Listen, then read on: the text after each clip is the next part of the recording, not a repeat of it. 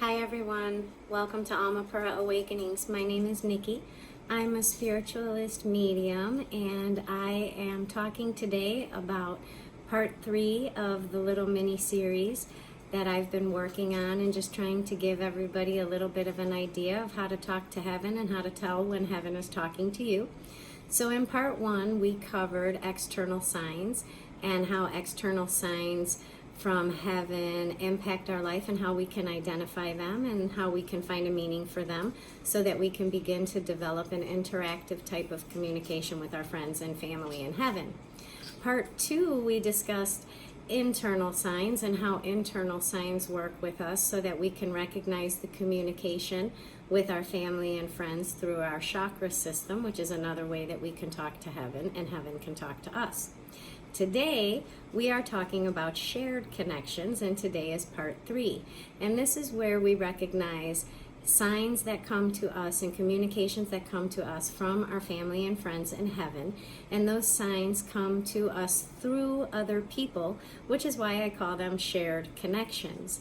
So I'm going to give you a little bit of an example of what a shared connection would be like, and then you can kind of search and reflect in your life to see if you are able to recognize or pick up on some shared connections. So shared connections, they deal with receiving your signs and your communications through other people that you may come in contact with in your day, or even some family members. So one of the things that I find the most enjoyable connection is actually something I call body jumping. And that's like, say for example, you go to the store, and as you're walking into the store, you see a lady standing in the store, and the moment you see her, you think that she looks like your mom in heaven. And so something triggers in you to look at that lady, and when you see her, you're like, oh my gosh, that looks just like my mom. But then the minute that you recognize that in yourself, that connection, you go back and look at the lady again, and now she doesn't look anything like your mom. But for a minute, for a second, when you glanced over, she did. She reminded you of your mom. Some sense of her energy did that.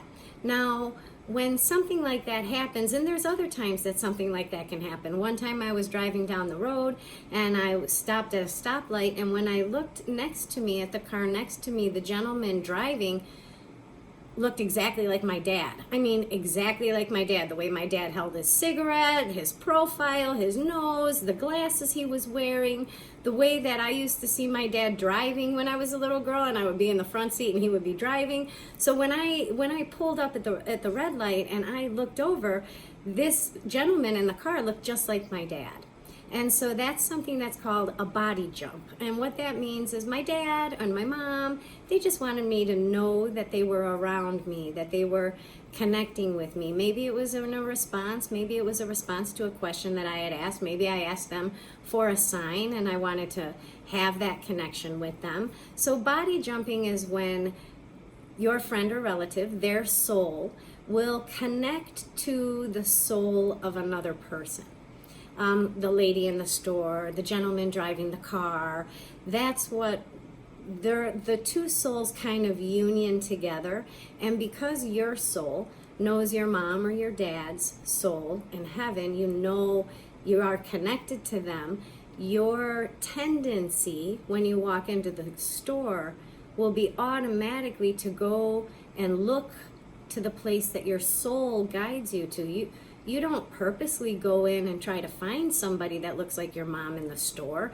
That's not what you're doing. It's just that for that split second, that was your mom right there. And what you are recognizing in that at that moment is that your soul is recognizing her soul, and her soul is recognizing your soul. And she does that for a purpose, kind of unions herself to that other person so that you can recognize that, so that your soul can let you know, like, that looks like my mom. Because the minute you grasp dominance in your human consciousness, you know your mom's in heaven, so that's not your mom. So when you go back and you look at the lady that you thought looked like your mom, she no longer looks like your mom.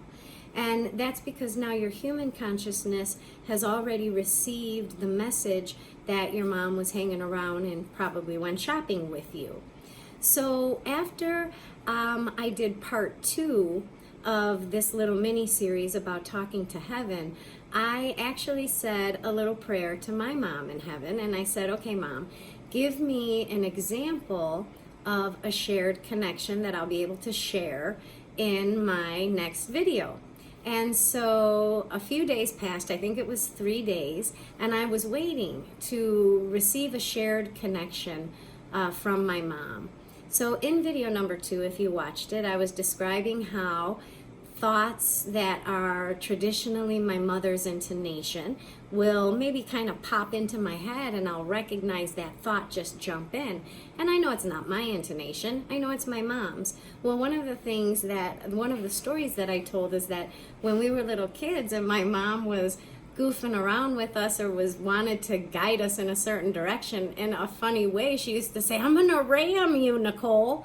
And so sometimes if I find myself like that I'm overwhelmed or I'm frustrated at somebody else, I'll hear that. I'm gonna ram you. And I know that that means that my mom is hanging around and she's sharing my opinion and she understands why I'm frustrated, but she makes light of it like that in that context. So I had told this story in part 2. So a couple days passed, I didn't hear from my mom, and I'm looking for, her to respond to me in a shared connection. So I have a very good friend of mine, and her name is Jackie, and she was watching the video. Actually, she watched the video. Well, she told me she watched the video, and I believe her because yesterday I got a text message from my friend, and the text message read something to the effect of, I saw a license plate on my way to work or wherever she was driving to. She's like, I saw a license plate and it said Ram and then something else. And she said, and right away when I saw the license plate, I thought of you and your mom. Now I know that she thought of me and my mom because I made such a big deal in the second video about how my mom would pop that, I'm gonna ram you, into my head. And so when my friend was driving and she saw this license plate that had that on that, she felt this prompting inside of her to reach out to me and let me know that this made her think of me and my mom. That is a shared connection. My response from my mom came through somebody that is in my life, a friend. And so it could come through my daughters, it could come through anybody, it could come through another friend, but this message that let me know that this was going to be the story that I was going to use in my third video. So I couldn't make the third video until I received the response from my mom. And yesterday my friend Jackie gave me that message, and that's how I knew that my mom was like, okay, you can make the third video, and here's how, here's the story you're going to use. So another example of a shared connection is there was this one time I was having a hard time at work at my other job when I had a regular full-time job, and I was struggling with some issues at work, and I had been praying about it. And I remember in my prayer I was like, oh, what would you do, Mom? Like, what would you do? And I was trying to reach out to my mom just to, sometimes in our life, like, we just need our moms, and that was a day that I just needed my mom. And I remember in the morning I was praying about it on my way to work, and I came home and I started cooking dinner, and my daughter Brittany came upstairs, and we were talking about something while I was cooking dinner, and she hugged me when we were done with our conversation because she was going back down to her room. And so she hugged me, and when she hugged me, it was now I knew my daughter for 15 years at the time. Like, she's, I know how my daughter feels when my daughter hugs me, and I know how she feels in my arms. I know how she feels next to my heart. I know what her breath feels like. I know what her cheeks feel like. I know everything about how my daughter feels when she's wrapped up in my arms and a hug, because moms know those things. So I can recognize my daughter's hug. You could blindfold me and have a lot of people hug me, and I'll be able to tell you which is my daughter's hug. And most of you can do that too. And in the same context, I also know what my mom's hug feels like. Like my mom has a hug, and I hugged her my whole life. So I know what I feel like when my mom hugs me. I know what that feels like. I know what it feels like when my face is by my mom's face. I'm sorry about my dog. Meadow! So I know what that feeling is. And this day that my daughter hugged me, when she hugged me, I was in my mother's arms. It was my mom's hug. And I felt my mom through her. And that is a shared connection. And I got to receive that physical connection with my mom through my daughter. And I even was so taken back by it because it took me to a place in my life where I was like 7. And when Brittany hugged me, she brought my mother to me. And I told her, I was like, oh my God, don't move, Britt. You're my mom. Like I could feel it. And then as I said that to her, I could feel my mom's energy kind of stepping back. And then Brittany's arms came off of me, off of the hug. And then I said, no. You have to hug me because now I need a Brittany hug. So it was so apparent to me that my daughter was hugging me, but it was my mom. And then when my mom was done hugging me and she moved her arms, I had to hug my daughter then. And then I felt my daughter. And so that's an example of a shared connection. Another example, one day I was asking my mom, hey, just give me a sign, let me know you're around. I haven't talked to you in like 3 weeks. I haven't had a connection with you. I haven't gotten any signs. Like, I chat at you, but I haven't had any signs. Give me a sign, Ma. So I come home. Again, I was back in the days when I would cook more. I was cooking dinner, and my younger daughter, Marissa, came upstairs, and she's like, oh my gosh, Ma, I don't know why. I can't get Nana off my brain. And I was like, did anything make you think of her? She's like, no, she's just been in my brain all day. And I was like, oh. And then I just said, thanks, Mom. That's a shared connection.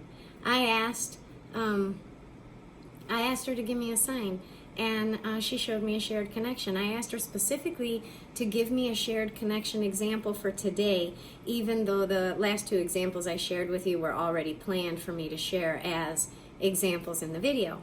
So anyway, she did that through my friend Jackie. I hope you guys understand what shared connections are. I hope you look for them because they are everywhere. And your family and friends, they want you to know how much they love you and how they always want to be connected to you.